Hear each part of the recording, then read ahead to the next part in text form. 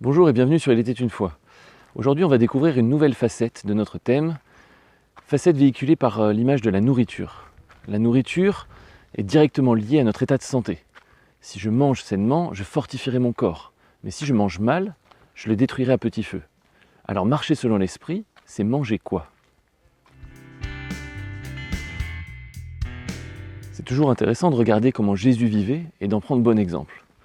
Et à un moment donné, alors qu'il était fatigué, épuisé et qu'il avait faim, il dit à ses disciples qui étaient partis lui acheter des vivres, « J'ai à manger une nourriture que vous ne connaissez pas. » Alors les disciples, ils n'ont pas compris, évidemment. Donc Jésus a précisé, « Ma nourriture, c'est de faire la volonté de celui qui m'a envoyé et d'accomplir son œuvre. » C'est vraiment très fort comme déclaration.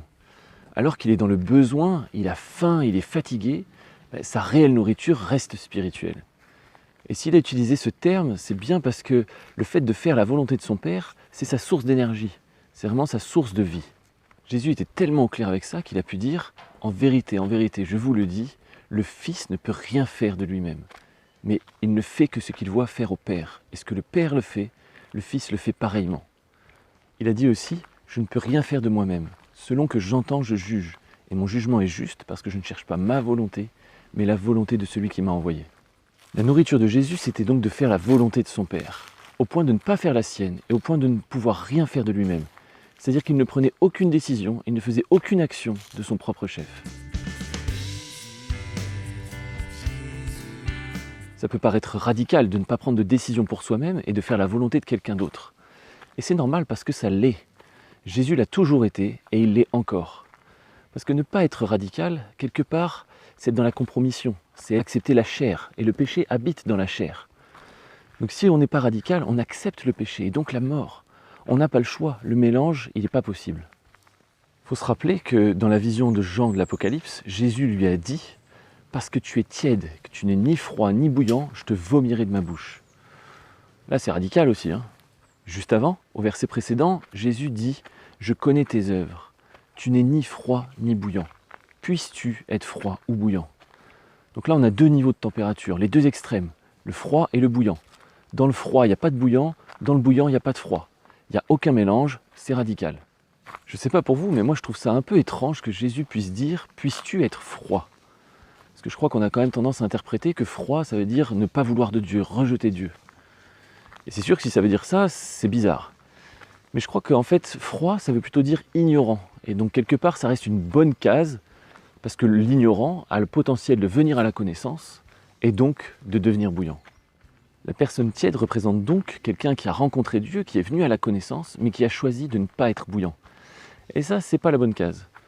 Et pourtant, un bon nombre de croyants, la grande majorité même je dirais, et moi j'en fais partie, on est dans cette case. Alors il peut peut-être y avoir plusieurs nuances de tiède, mais en fait ça n'a aucune importance.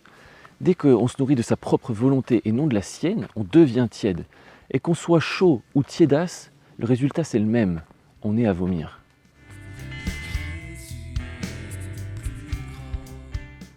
Toujours pour continuer sur cette image de la nourriture, on va regarder maintenant une histoire de l'Ancien Testament. Lorsque le peuple d'Israël est sorti de l'Égypte, mais qu'il n'a pas fait suffisamment confiance à Dieu pour entrer dans la terre promise, il s'est retrouvé à tourner en rond dans le désert pendant 40 ans. Et comme chacun le sait probablement, le désert c'est pas le lieu idéal pour une partie de chasse ou une partie de pêche. Mais Dieu prenait soin de son peuple parce qu'il l'aimait et le nourrissait miraculeusement par la manne qui tombait du ciel chaque matin, 6 jours sur 7. Dans Nombre 11, le peuple se plaint de toujours manger la même chose et réclame de la viande. Alors ça n'a pas trop plu à Dieu, qui s'est mis en colère, mais qui malgré tout a décidé de leur donner ce qu'ils demandaient. Mais il a dit qu'il donnera de la viande non pas 1 jour, pas 2 jours, ni 5, ni 10, ni 20 jours, mais 1 mois entier, jusqu'à ce qu'elle leur ressorte par les narines et qu'ils en aient du dégoût. Et donc on voit dans la suite de l'histoire que les cailles arrivent sur le camp, que les gens se jettent dessus pour en manger la chair, et qu'à ce moment-là, le peuple est frappé d'une très grande plaie.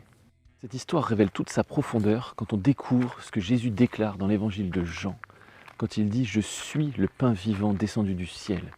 Celui qui mange de ce pain vivra éternellement, et le pain que je donnerai, c'est ma chair, que je donne pour la vie du monde. » La manne dans le désert représentait Jésus. Voilà pourquoi il n'y avait que ça à manger. Il n'y avait besoin de rien d'autre, car nous n'avons besoin de rien d'autre que Jésus. Et si nous voulons remplacer la manne par autre chose comme nourriture, cela nous dégoûtera rapidement et nous rendra malades.